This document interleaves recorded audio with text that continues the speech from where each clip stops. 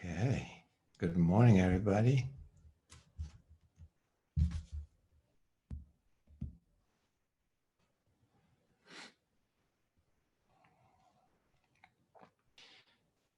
Today, I would like to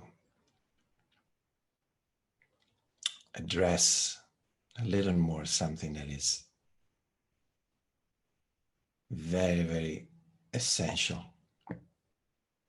in order to be able to have a deep practice.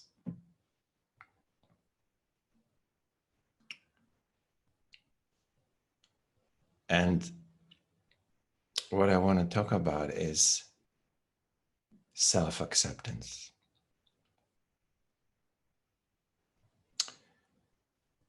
Or we could also call it how to love ourselves. What does it mean? These are words, but let's try to go a little deeper than the words, really understanding what's happening when we don't love ourselves.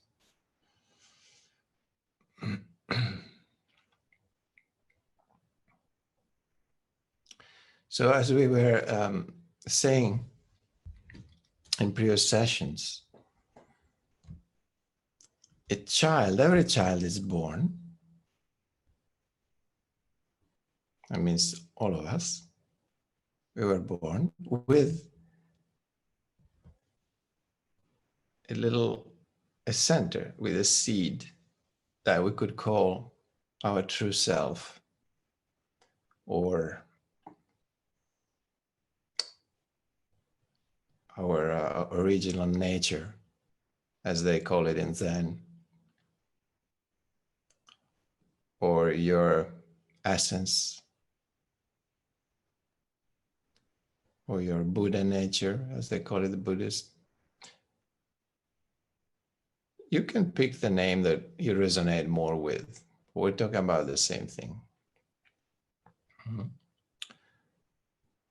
The child, what happens is the child is not aware of this center. It doesn't have enough awareness yet. And before he can become aware of that, what happens is that through the relating with the world, starting from, the mother,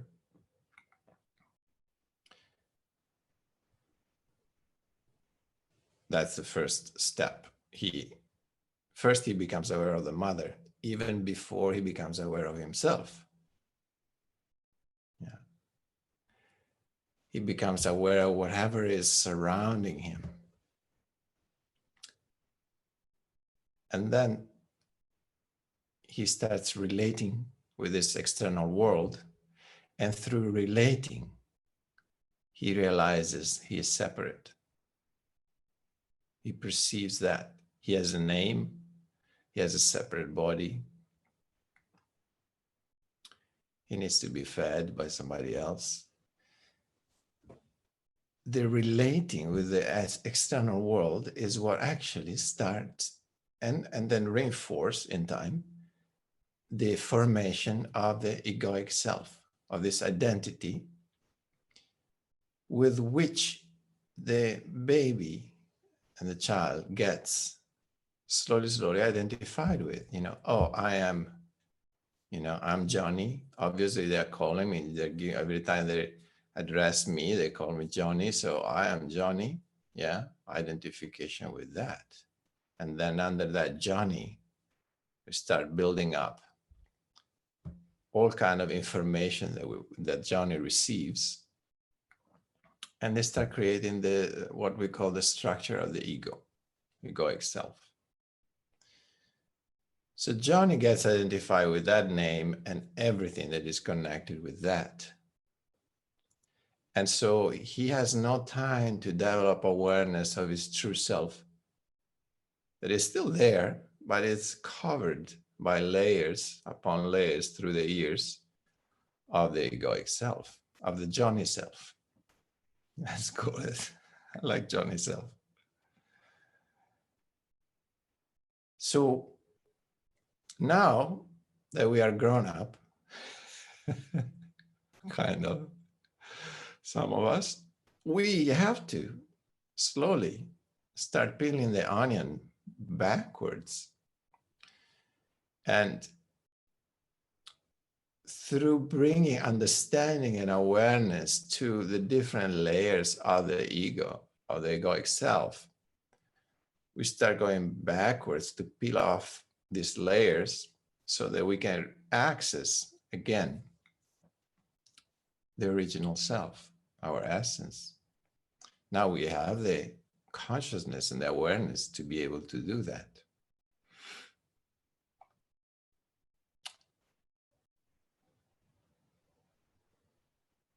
Yeah. By peeling the onions, I mean, how do we peel the layers? Well, simply by becoming aware of them. Yeah, as we said many times, awareness is our main tool through which all transformations happen. Awareness creates a chemical transformation where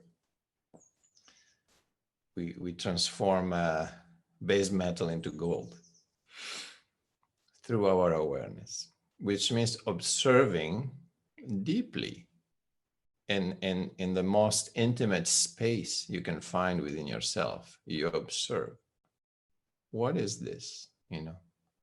Why am I behaving in this way in this moment? Why am I feeling this way? And you go back into the roots of that feeling, of that emotion, of that thought. And look, is this really me? Or is this a program, that has been recorded? I am acting according to a program that is being created, which is the egoic self. It's like a computer program, really. It's so predictable, that if you push this button, you know what is going to happen, right? If you want to piss off somebody, you know them, you know what button to push, don't you?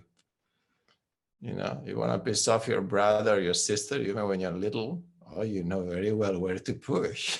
It doesn't take much, right? So it's a program. So we start by observing it and bringing our consciousness to this program. We start realizing that it is a program, and it's nothing. There is nothing real or natural, or nothing that is actually connected with our essence, our true self. It's a mental program that has been created and reinforced through the relating with the world. It's created by the world for the world, yeah, so that you can function in the world, and so that you are a little piece of this big mechanism that is the society in which we live in, the world in which we live in. But you're not an individual yet. Yeah, you will never be an individual until you reconnect truly with your essence. Up until then, we're just one of the sheep in the flock, one of the pieces in this big mechanism. But we're not ourselves, and we're not an individual yet. We're just part of the crowd, part of a big collective subconscious. There's no freedom in that, because the program is programmed. It means the way we perceive life, the way we respond to life, it's been programmed. You see, there's no freedom in that. Freedom comes in when we start realizing that we can create our own separate reality that is not what the program is telling us to experience. We step out of that. I say, wait a second, this is not really what I want. This is not really what I feel. This is not really who I am. So bringing consciousness and awareness to this more and more, we start peeling the layers of this program. And under this program, we find our essence, which is nothing complicated or difficult to find. Really, it's right here, right now. Yeah, it's simply the consciousness that has entered your body at a certain point, and it's there. This consciousness, this essence, this true self is deeply connected with existence as a whole. We're not separate. Like everything is connected. So we are that. We are existence embodied. So it's always there and it's always connected to the source. Much like the egoic mind is not connected at all because it's a construct. So our true self is always there when there is nothing that is occupying this inner space, like no thoughts, no reaction, no emotions, just pure experience of the present moment, for example. You know, there are moments when you just sit and suddenly it's like, poof, peace. There's nothing happening. Oh, what a nice empty space. You feel very present and very alive, and yet there is nothing keeping you occupied in any way. So what is there? What is there? Is something there? Well, obviously something is there because you are aware, for example, that there are no thoughts, right? Or you're aware that you're experiencing a very peaceful space, unoccupied by anything else. Who is aware of that? Obviously, there is a consciousness there, right? That is aware. That is part of your true essence. So it's not far. Really, anytime everything stops, you know, all the activities of the mind stops, it's there.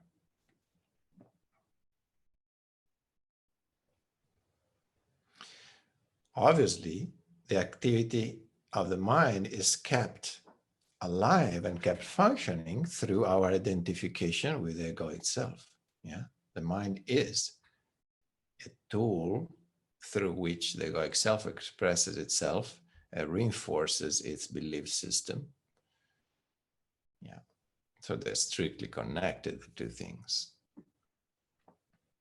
So when the mind, for example, is not active in any way, the ego is also very not so present. It's present as much in the same amount that we identify with the mind, the ego is present. But there's not something like the ego that you go in and you can find it. It's not solid. It's more like a shadow. And you cannot fight with it. It's like a man, if it's a shadow, it's like you trying to run away from your own shadow. Did you ever try? You can run. The faster you run, the faster your shadow runs, right? There is no way to run away from it. So if we want to get rid of the shadow, what we do, we bring light. We just take a flashlight and illuminate your shadow. The shadow disappears, doesn't it? So that beam of light is our consciousness. We bring light, the light of awareness, to the shadow, which is the ego. You cannot fight it and you cannot run away from it. You have to simply see it in all its different expressions and layers and illuminate it with your awareness and your love. And your love. Here comes a very important part. When we say we need to practice choiceless awareness, means an awareness that doesn't choose it, right? That doesn't judge, but embraces everything. Everything that you see needs to be embraced in a loving way, in a compassionate way. Otherwise, it's again the ego working. Every time you see something in yourself and you judge it, even if it's a subtle judgment, you have to be very, very attentive. Yeah. You observe something and you accept it, you embrace it. So, and be attentive that, oh, okay, there is a little voice that says, oh, that was not good, or this shouldn't be like this. Oh, you shouldn't be like that, be very careful, because that's exactly how the ego is structured, and it reinforces itself through self-judgment.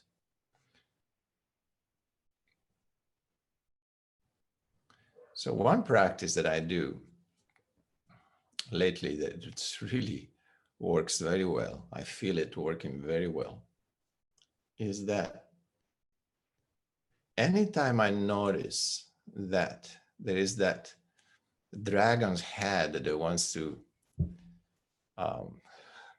rise up because I made something that, let's call it a mistake, yeah, in quote. And so I noticed that I made a mistake, and instead of allowing that inner judge to start saying, oh my God, you fucked it up, or, you should not have done that, I immediately say, I love you, Shastra, for making that mistake. I just love you. I say it out loud. Not only I feel it inside, I say it out loud. It's a relationship with yourself.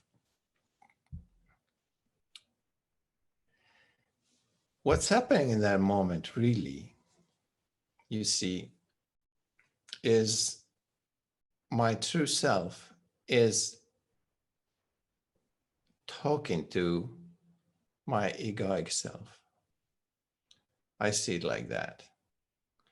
My true self becomes, and always has been, the grown-up, really, of the two.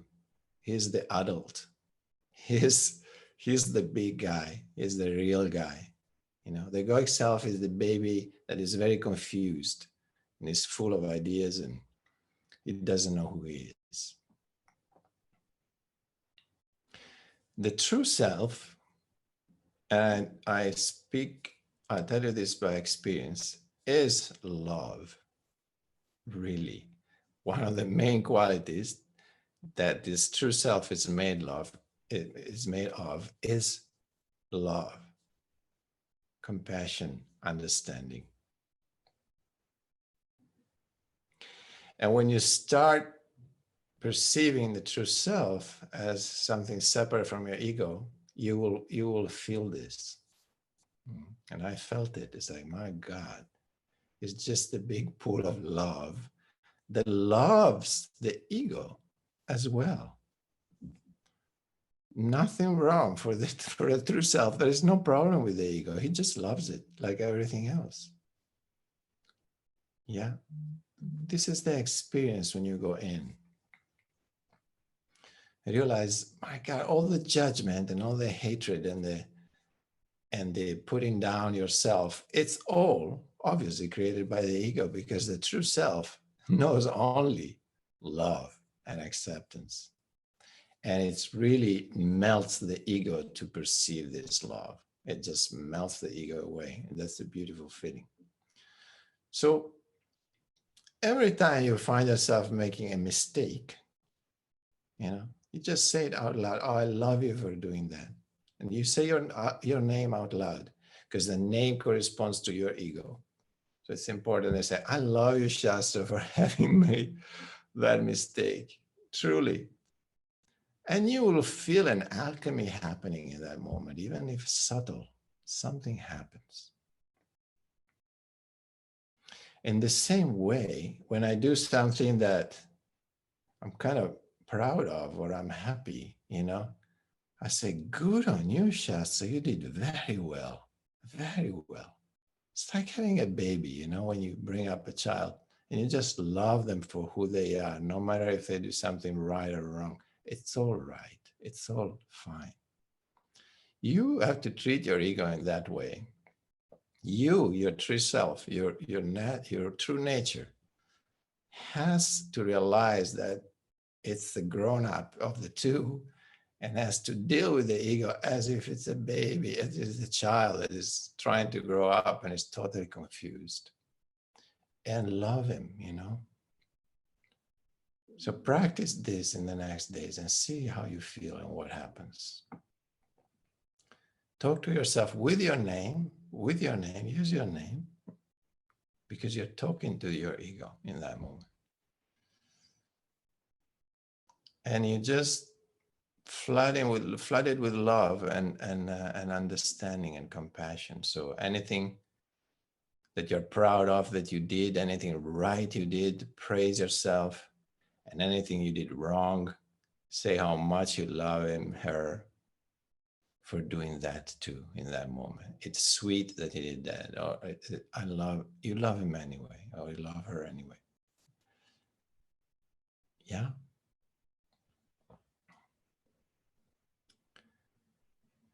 This is the alchemical magic of love and of combined with awareness, obviously, because you need to be aware that you made a mistake in that moment, because it can be very subtle. It can be not that obvious. It can be something very small.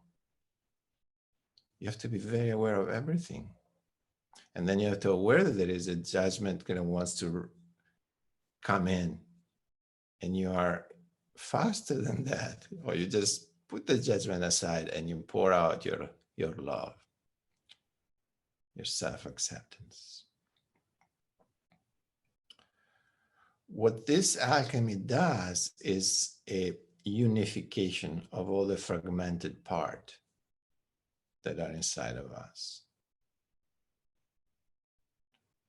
We, in the moment we start loving and accepting everything, the good and the bad, whatever, the light and the dark, the duality becomes one. It's no longer duality.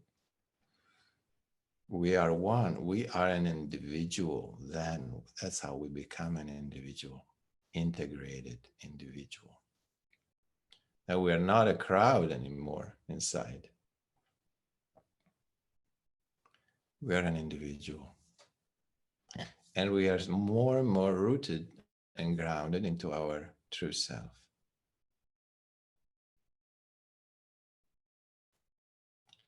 And so that when the true self, the more the true self becomes tangible, becomes something that we identify with, the more the ego completely and the egoic mind loses its grip on us, is not able to control your life anymore. It still can be used as a beautiful, useful tool, but there is no identification with it. Because suddenly there is something, there is a center, the true center, that is becoming perceivable. It's becoming a little more present and solid. That's what the little child was missing. He was not aware of that center. Yeah, so he identified only with the ego. That's how we are being brought up. But now through practice, we realize, wait a second, I am the real grown up here. And this ego is just a child. I'm not that. Let me flood it with love and start this alchemical process of integrating, becoming an integrated human being through love. and awareness. Yeah. These are the two qualities that will bring us to freedom, true freedom.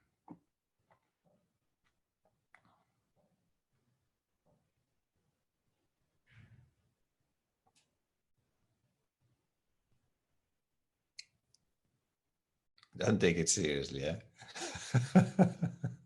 Because when you start doing that, you start laughing also.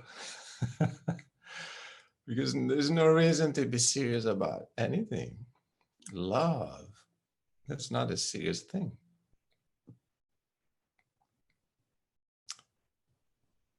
And so our practice, there's no reason to be serious about it. It's a beautiful thing that we're doing. It's a deep, it's a, how would I call it? Yeah, it's just entering into a very intimate relationship with yourself. Loving, warm, silly sometimes, happy relationship with yourself. It's a very intimate space, the most intimate space you will ever touch in your life. Even if you are in a relationship with another person and you love them, there is nothing as intimate as this relationship with yourself. It cannot be.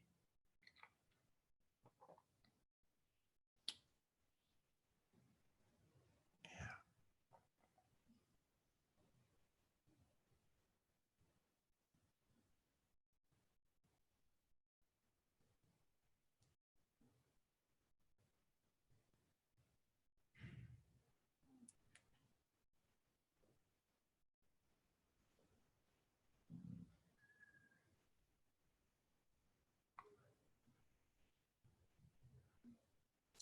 Now, I would like you to find a comfortable position to sit, and we're going to sit with all this.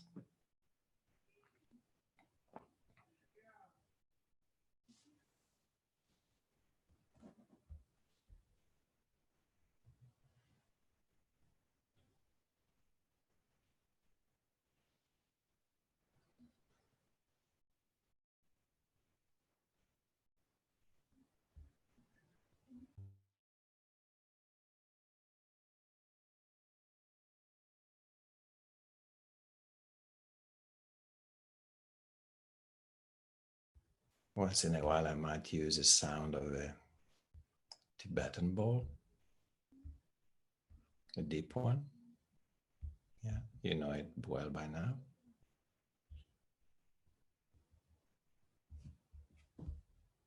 But in case there is somebody that doesn't know it, I'm going to play it for a second here.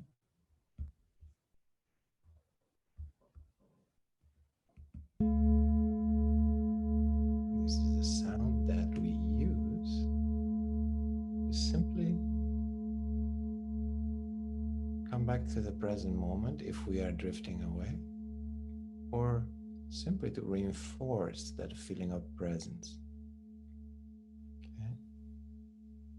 So when you hear that sound, just use it as a tool to create more presence. And then there will be a little bell 3 times when the meditation is over, as you know. Most of you know that.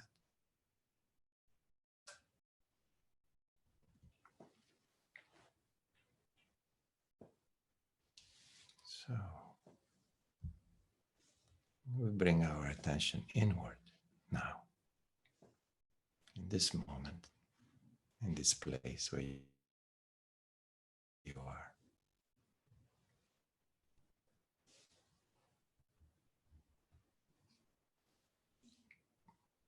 Feeling the body from inside. What does it feel like? Notice if there is some holding that can be released. Just bring your attention to that, holding that area that is holding, and try to release it.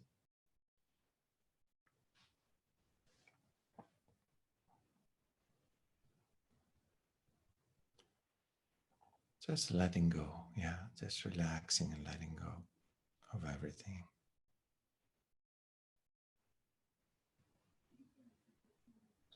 Knowing that you can just be here now without doing anything, without having to go anywhere. Just here in the intimacy of yourself.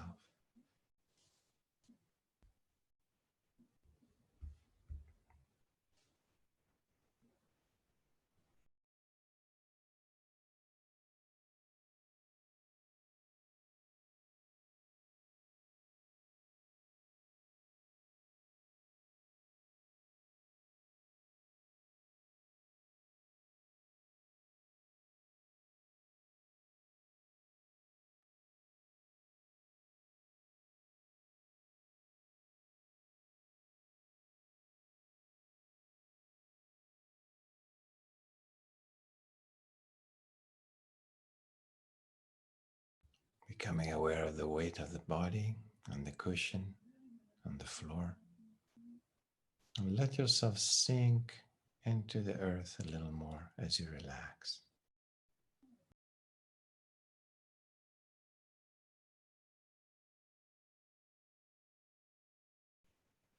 Continuing to let go into the earth,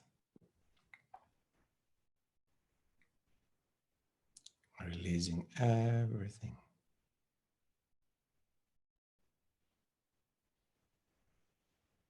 And becoming aware also the very light uplift from the top of the head.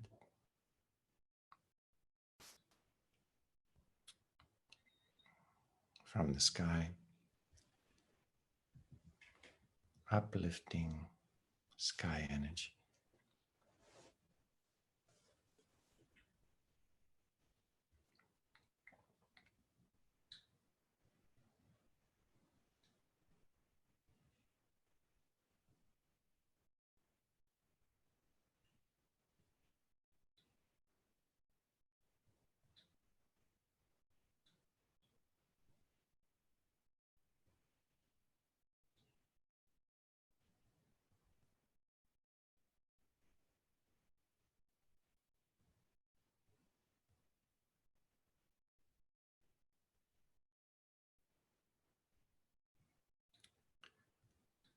Notice the space between earth and sky, the inner space, where the movement of the breath is happening.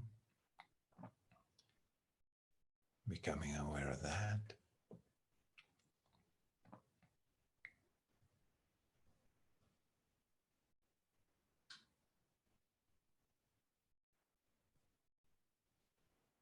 So we are aware both of the physical body, rooted, grounded, and uplifted. This body sits between earth and sky.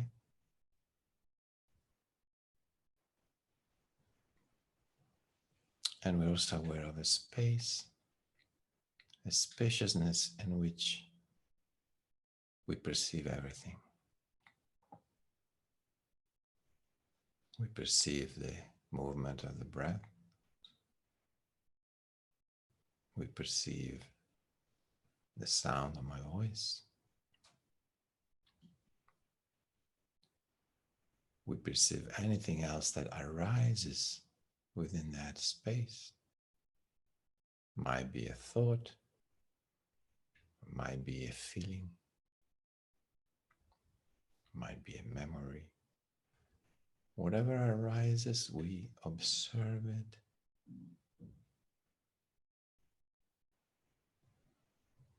And through the observation, we don't get entangled with it. Through observing it, we're able to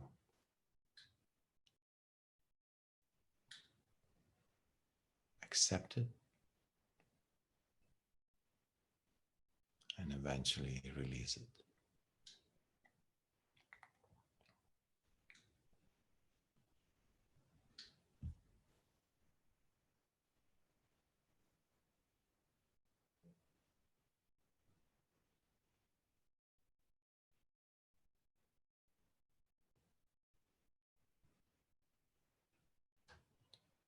Meet whatever arises with compassion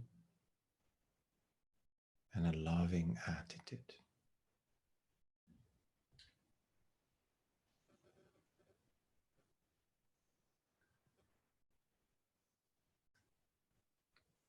Be compassionate even of your own judgments.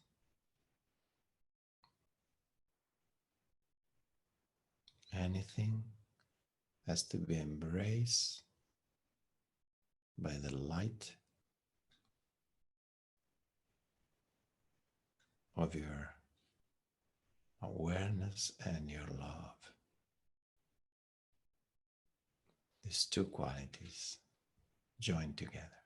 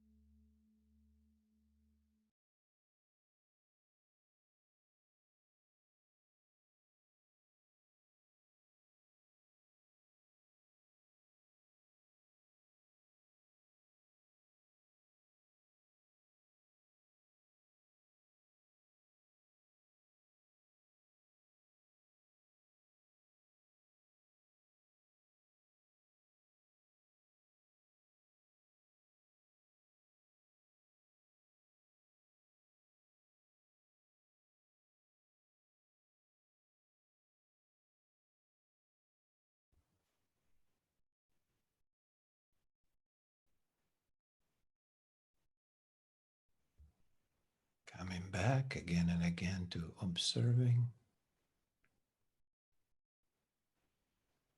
which includes perceiving, sensing, feeling, seeing.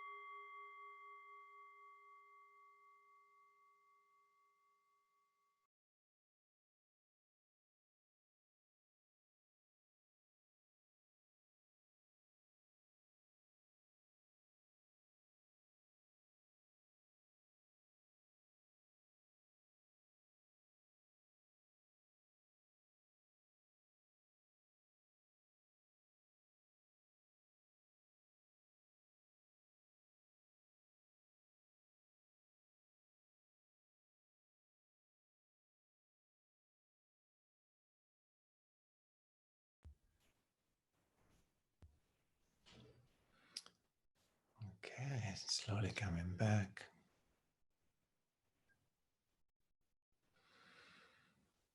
Opening the eyes when you're ready.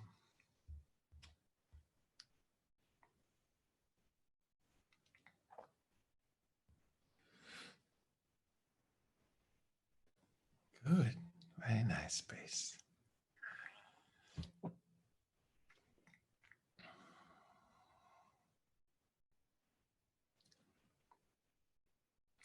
So I'd like to open the space for if there's anything that wants to be shared. Yeah,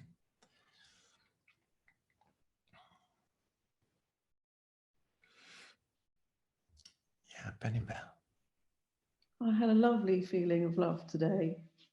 Just before we started, and then the whole way through, I felt really lovely connection with myself, I suppose, but also with all of you guys. Nice. It was just such a lovely, lovely, lovely feeling. Just, it's getting easier to get there as well, which is, when I say to get there, that doesn't sound right, but I think you understand what I mean. You mean to get here? To get, yeah, yeah. It's making me feel so great. Thank you so much. It was lovely today. Thank you. Nice. Yeah, it's very encouraging now when you start feeling something like that. You feel like, well, I must be doing something right because I feel more love. I feel more light. I feel more peaceful. Those are always good signs that you're on the right path. Thank you for sharing that.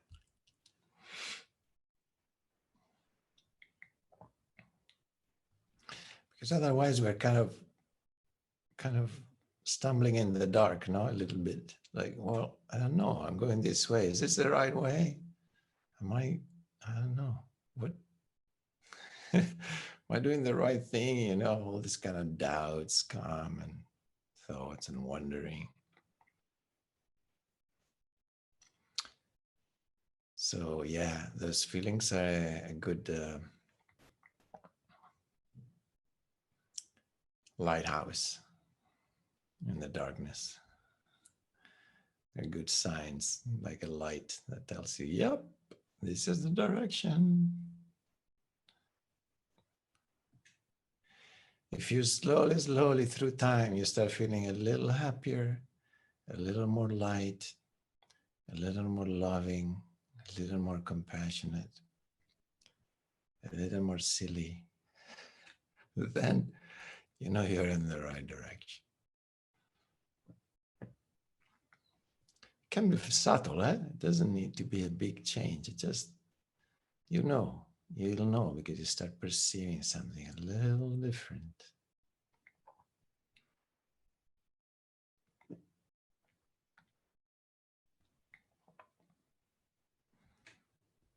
Yeah, Mickey.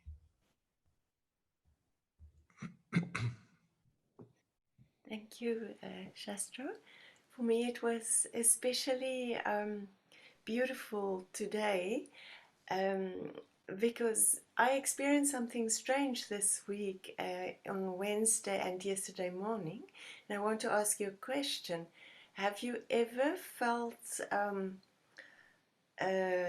like your bliss went away, all the happy places disappeared, and you're like empty, but it's not a nice empty. Even in sitting, I couldn't feel what I felt now, but yesterday evening it came back and I celebrated. But I wonder why, what is it, and why did it go away? I couldn't find it. It was gone. So I tried not to panic, and Okay. and I try to think of what you always say: just let it be. But I have to say, when it lasted the whole day and the night and yesterday morning, I was wondering what's happening. Will I ever get it back? Yes.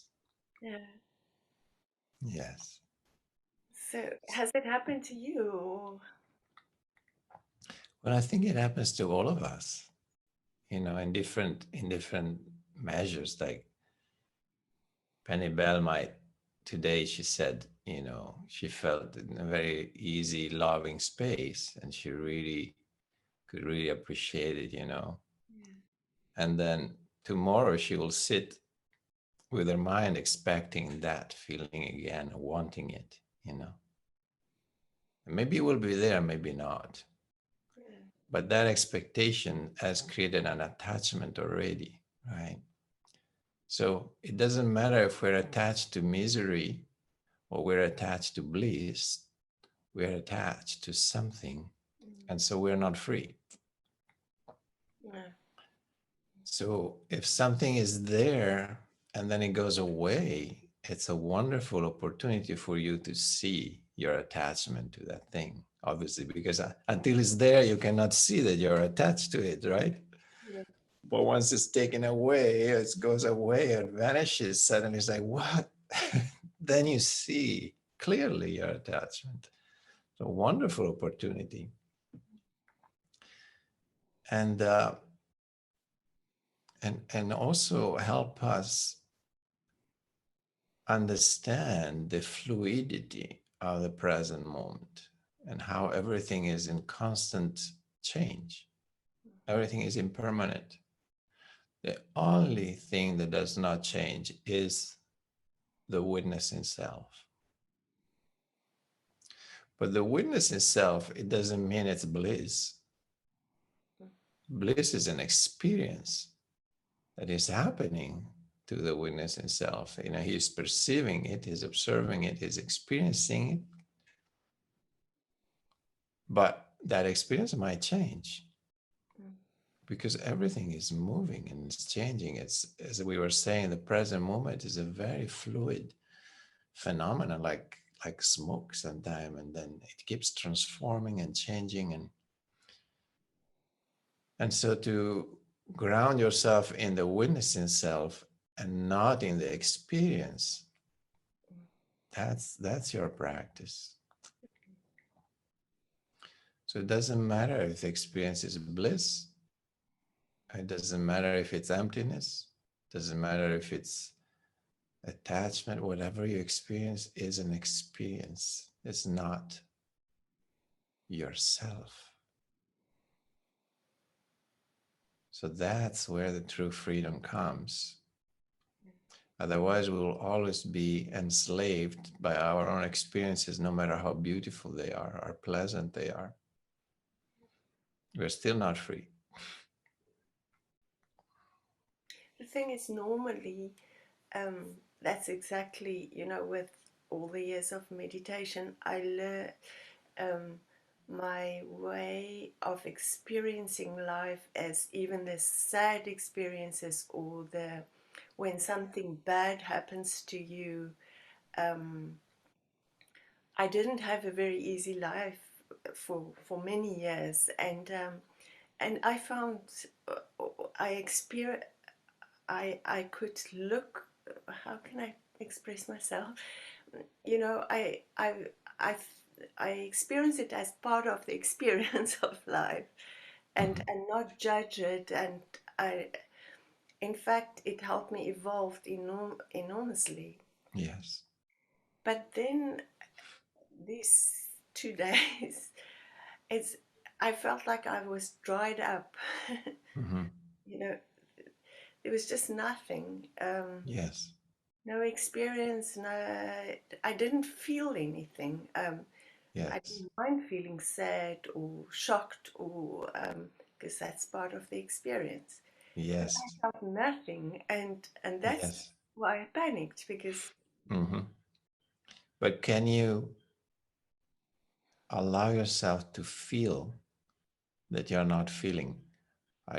Can you allow yourself to feel that emptiness? Can you allow yourself to really go in there and experience that? Because then is an experience too. I tried. In fact, I know it's probably not if there's a right and wrong way. I try to think of you, because to try and hear your voice and what you would say. So it helped a little bit, but it, then it was gone again. But yesterday it came back. I must say I played a lot of music and I taught some lessons yesterday afternoon. And then afterwards I just played my heart out on the piano. I hammered it and, just bring energy back to me. And Yeah. then afterwards, when I came into my house, my studio's a bit underneath in the garden, and then wow, it's coming back. I could feel the energy and even if I say it now, I feel the energy in my body. It came back because Yeah. I also didn't feel that energy that I normally feel in Yeah. my You feel the aliveness coming back. aliveness. Yes, yeah. Yeah, which is beautiful, huh? It's beautiful to feel alive. But Yes, again, it can it's be not a great challenge if you always feel alive and good and loving and with a lot of energy. Well, there's no problem, right? There's no challenge. It's easy. It's easy to feel good. It's easy to feel blissful. So what really strengthen our witnessing self are also the dark valleys. How do I deal with that? Can I accept that as much as I accept the peaks? That's true strength. so this was also a lesson. Yeah, big lesson. A big lesson. Yeah. Big lesson, because the deeper you go into yourself, the more you will experience moment of blissfulness or peace or love, whatever it is, all those good things. But still, they have to be regarded as experiences that come and go. Mm. They appear and then they change, they disappear again. It's the mind that wants, okay, well, if I'm really progressing, then I'll be in a state of total bliss all the time. I don't know. I haven't seen that happening. Yeah. No, but also it's the ups and downs that that makes our life experience interesting. Exactly. Yeah. That makes a landscape interesting. No, it's not flat. It's not just one thing. Mm. And that also I learned through music, because with performances, you know exactly you musicians, so it's like you're dead scared, and but you find a way, you do it anyway, and as soon as you start playing, it's like something is playing through you, and Yeah. it's not you that's playing anymore. So all those experiences are interesting. Yeah. But thank you, Shastra. Mm, thank you for sharing that, because that's a very important thing. It happens to all of us in different degrees. Thanks, Mickey. Yeah, Rafaela. So, thank you. um, I was try. I was trying to practice to love. Everything is coming, and then I was sensing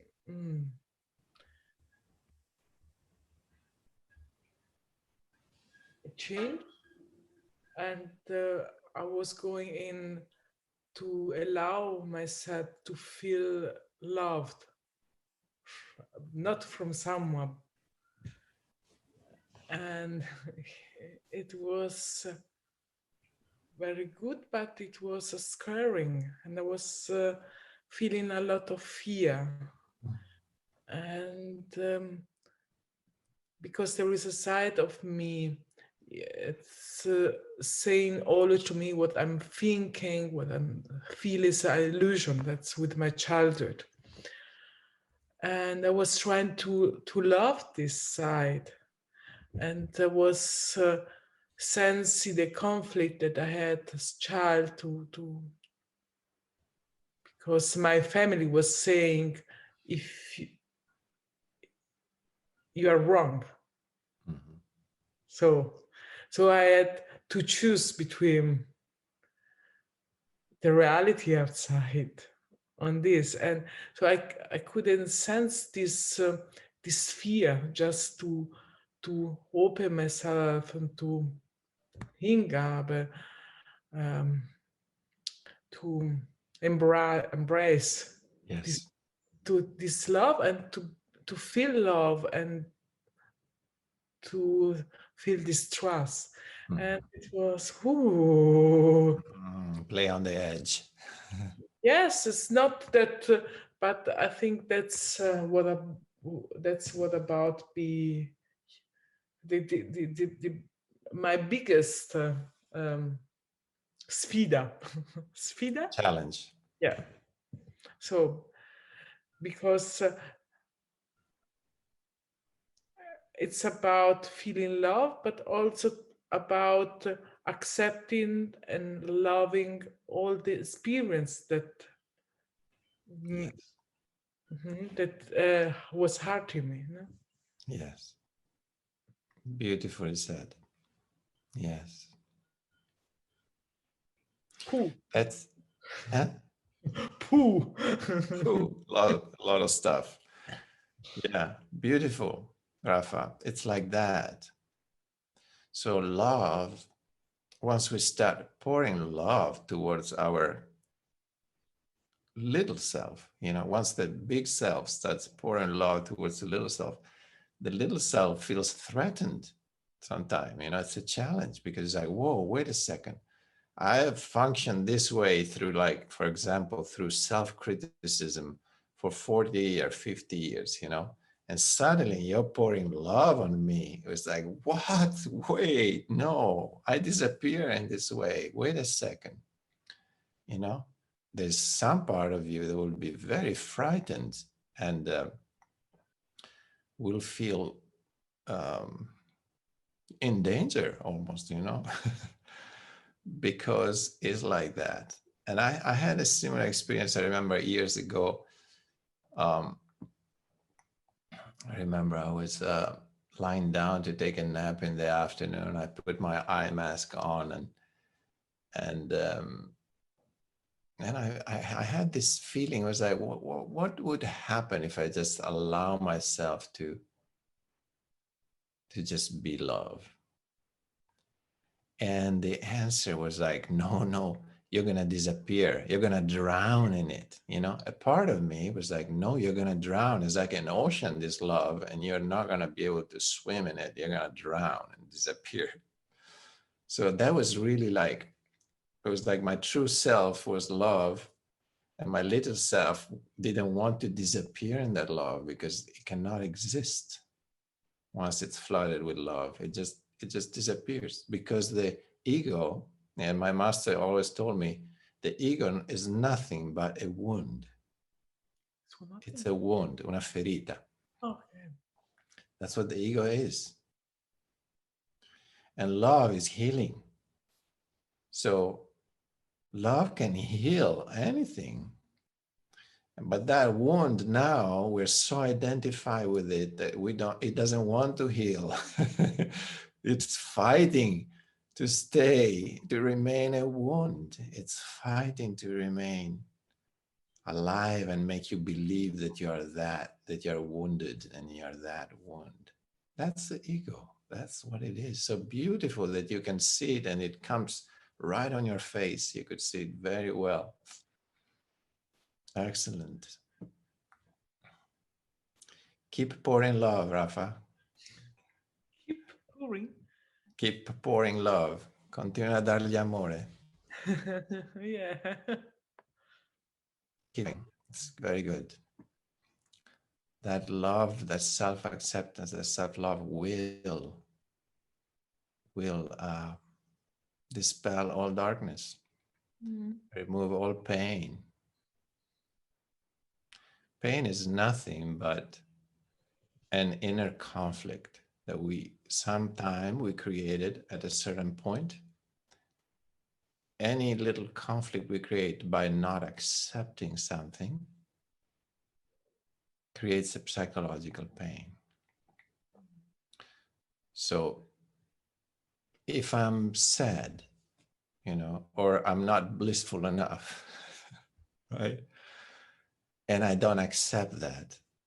If I don't accept my sadness or my emptiness, whatever that is, because my spiritual ego said, oh, well, you shouldn't be sad, you should be blissful, whatever, or it's not okay to feel sad, or for whatever reason the mind says, I don't like that.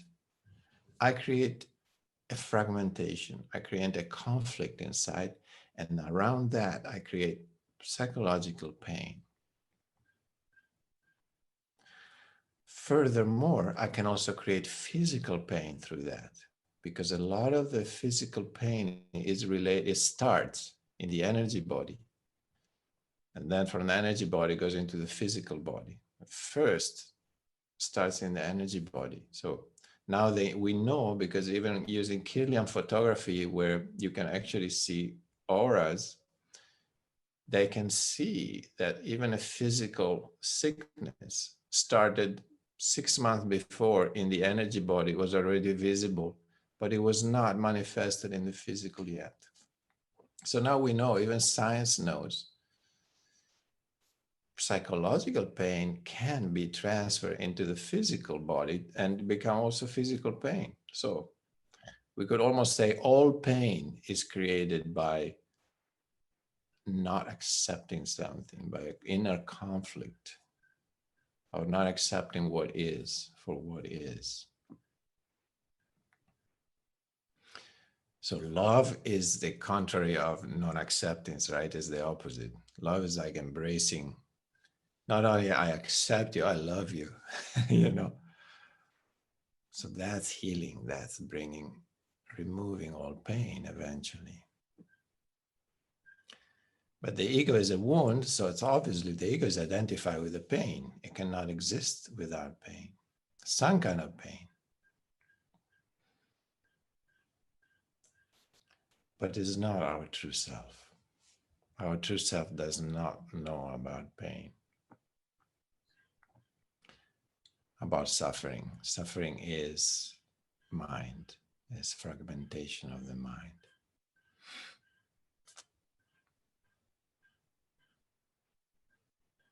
Yeah, very important to understand this. Thanks, Rafa, for sharing that. Beautiful. Really important. Very beautiful. Thank you.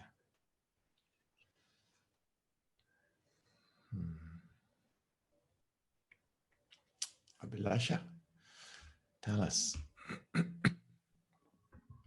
Yeah, thank you for this, because for me it is, I can be in the true self, and then I feel very good in myself.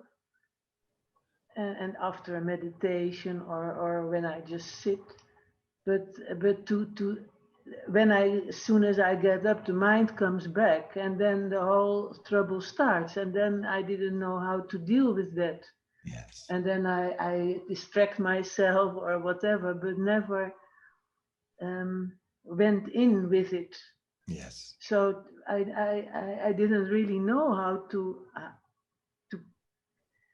deal with this small child. I felt it like, or I judge it, or I didn't know how to deal with it, but Yes. to sit with it. Yeah. And to also to feel the true self, then I feel, wow, this is much bigger than this small child, really. Yes. And all this blah, blah, blah, blah, blah. Yes. And now it comes suddenly together.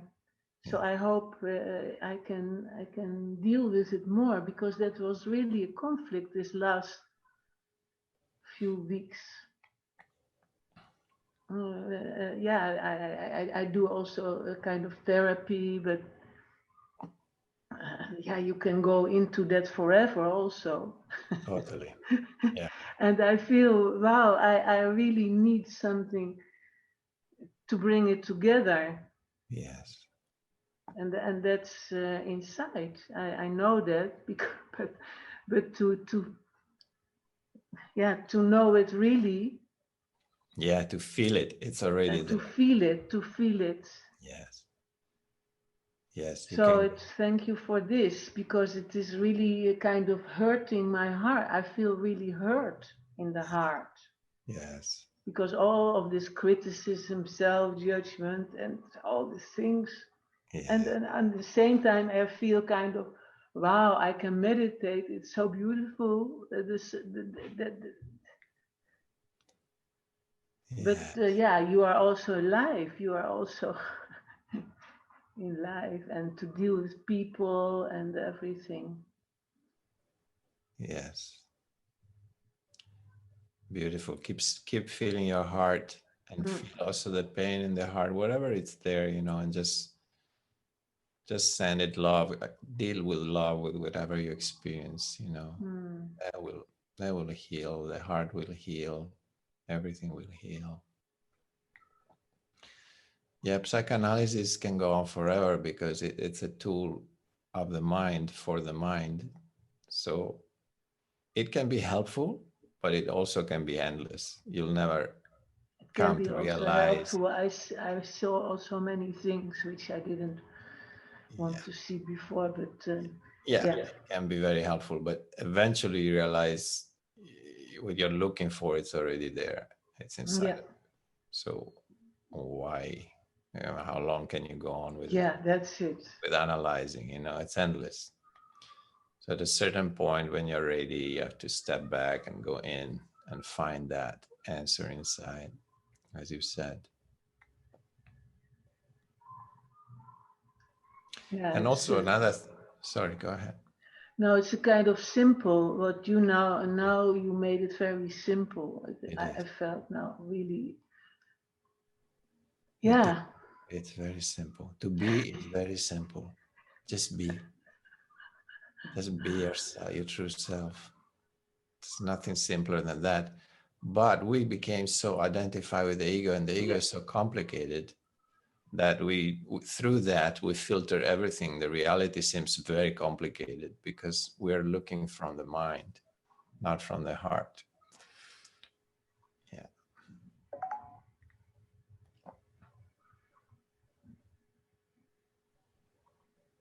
Yeah. Thank you for sharing that. yeah. Thank you. Yeah.